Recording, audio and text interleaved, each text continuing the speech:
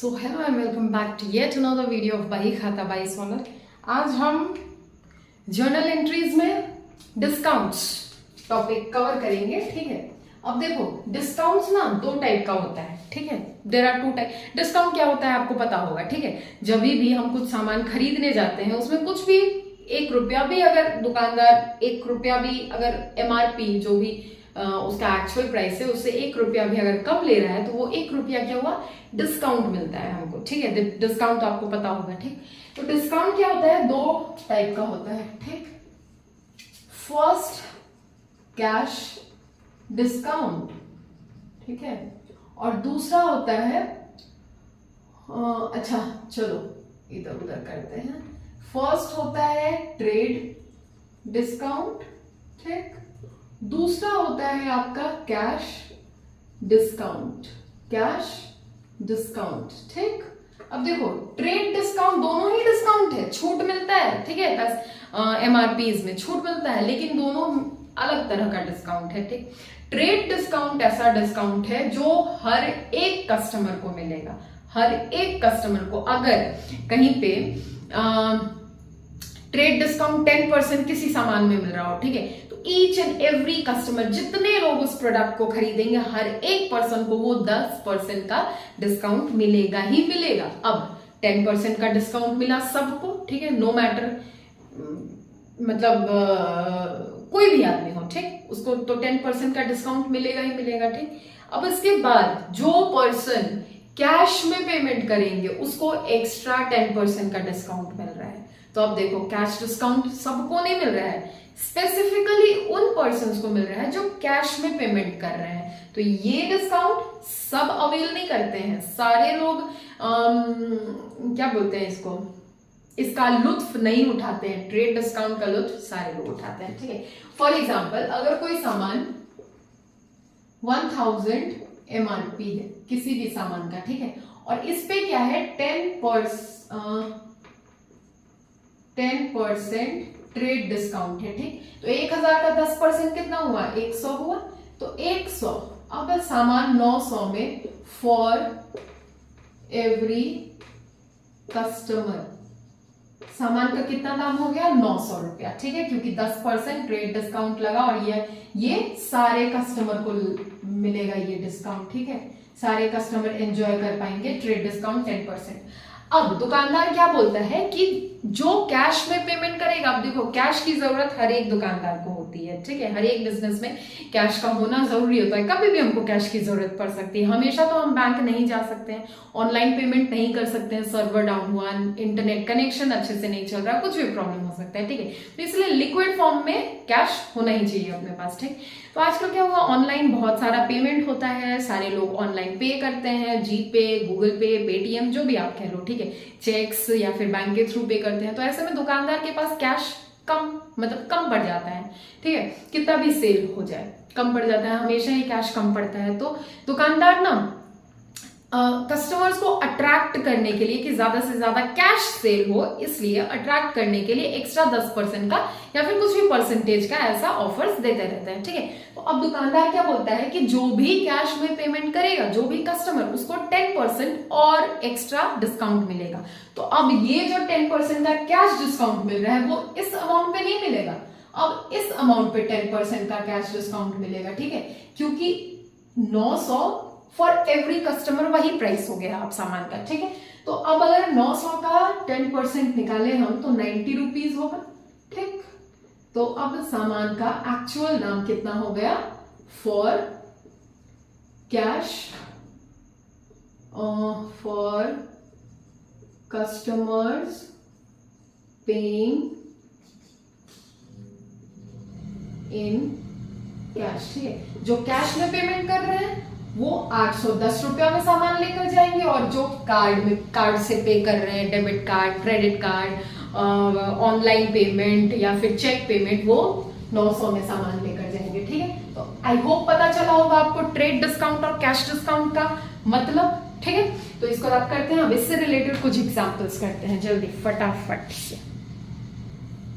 अब देखो दो ट्रांजेक्शन्स आपके बोर्ड में लिखे होंगे। ठीक है, पहला ट्रांजेक्शन क्या बोल रहा है, purchased goods from x at ₹10,000 and received trade discount of 10%, और दूसरे ट्रांजेक्शन में ट्रांजेक्शन सेम है, अमाउंट सेम है, केवल यहाँ कैश डिस्काउंट और ट्रेड डिस्काउंट का डिफरेंस है। ठीक है, तो इसका हम जर्नल एंट्री करते हैं।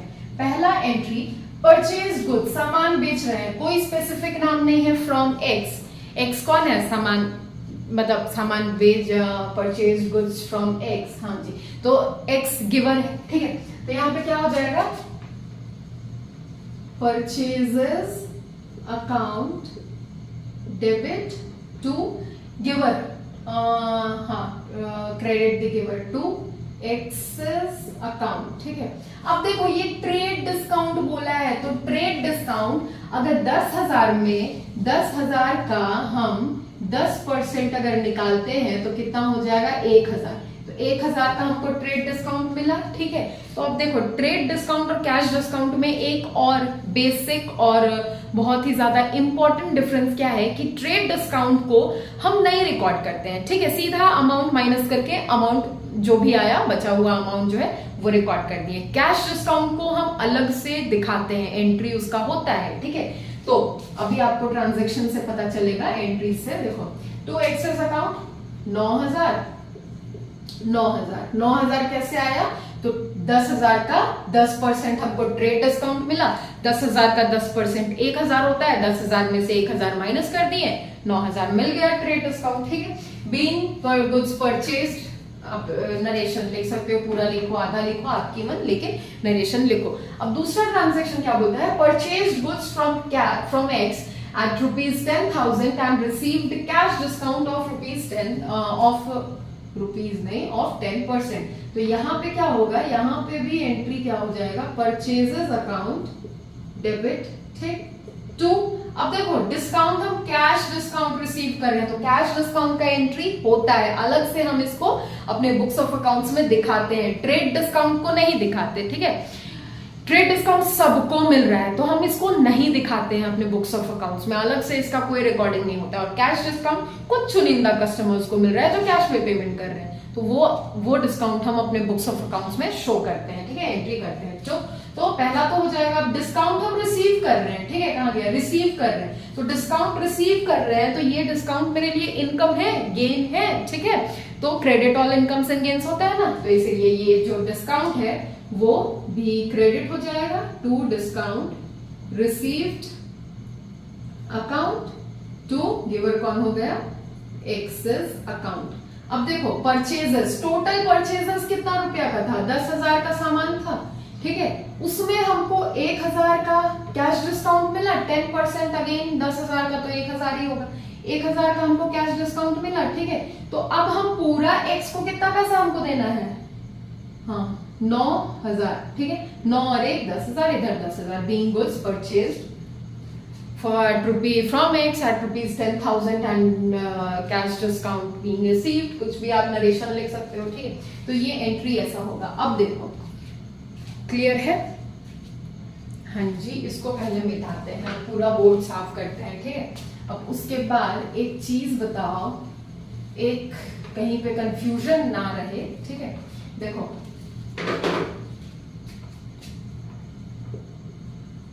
डिस्काउंट ना दोनों हो सकता है, नॉमिनल अकाउंट तो है डिस्काउंट, लेकिन दोनों हो सकता है, एक्सपेंसेस लॉसेस भी हो सकता है, इनकम्स एंड गेन्स भी हो सकता है। कहां पे डेबिट होगा, कहां पे क्रेडिट करना है, वो आपको समझ में आना होगा। ठीक है, देखो अगर ट्रांजैक्शन में लिखा हो डिस्काउंट रिसीव्ड, ठीक, तो ये इनकम या गेन हो गया बिजनेसमैन के लिए। अगर कोई बिजनेसमैन डिस्काउंट रिसीव कर रहा है तो ये तो इनकम एंड गेन हो गया ना। 10,000 का जहां 10,000 पेमेंट करना था, 1,000 का वो डिस्काउंट रिसीव कर रहा है, वो 1,000 इसका तो बच गया ना पैसा, इनकम गेन हो गया। ठीक है, तो ये हमेशा क्या हो जाएगा? ये हमेशा ये चीज क्रेडिट हो जाएगा। जहां पे भी डिस्काउंट रिसीव्ड लिखा रहे क्रेडिट हो जाएगा वो। ठीक है, नाउ ये तो था फर्स्ट। नाउ दूसरी बात, डिस्काउंट अलाउड अगर कहीं पे ट्रांजैक्शन में लिखा रहे तो इसका मतलब होता है कि जो भी बिजनेसमैन है वो अपना जो भी प्राइस है गुड्स का, उसमें कस्टमर को डिस्काउंट अलाउ कर रहे हैं। 10,000 का सामान है, उसमें अगर 10% अलाउ किए हैं डिस्काउंट, तो 1,000 का खुद को नुकसान हो रहा है, बिजनेसमैन को, ठीक है। तो ये क्या हो जाता है, ये एक्सपेंस एंड लॉस हो जाता है, ठीक है। तो ये क्या नॉमिनल अकाउंट बताओ, debit all expenses and losses, ये चीज हमेशा डेबिट होगा, ठीक। जहां पे भी डिस्काउंट अलाउड आप देखोगे डेबिट कर देना, डिस्काउंट रिसीव लिखा रहे क्रेडिट कर देना, ठीक है। अच्छे से ट्रांजैक्शन को पढ़ लेना, उसके बाद एंट्री करना, ठीक है। तो आई होप ये डिस्काउंट का कॉन्सेप्ट आपको समझ में आया होगा, ठीक है। तो वीडियो को बहुत ज्यादा लेंथी ना बनाते हुए यहीं पे थम जाते हैं, मिलते हैं हम नेक्स्ट वीडियो में with some next more exciting topics of journal entries. अभी जर्नल एंट्री सीरीज ऐसे ही चलते रहेगा जब तक पूरा जर्नल एंट्री आपको क्लियर ना हो जाए, ठीक है। तो कमेंट में बता देना मजा आ रहा है कि नहीं, ठीक है।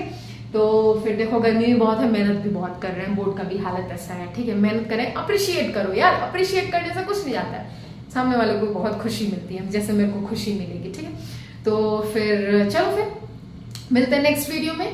तो क्लास 11 में आप नए हो, इधर हम नए हैं, साथ मिलकर बढ़ते हैं, सब सीखते हैं, समझते हैं और एंजॉय करते हैं अपने जर्नी को। चलो बाय।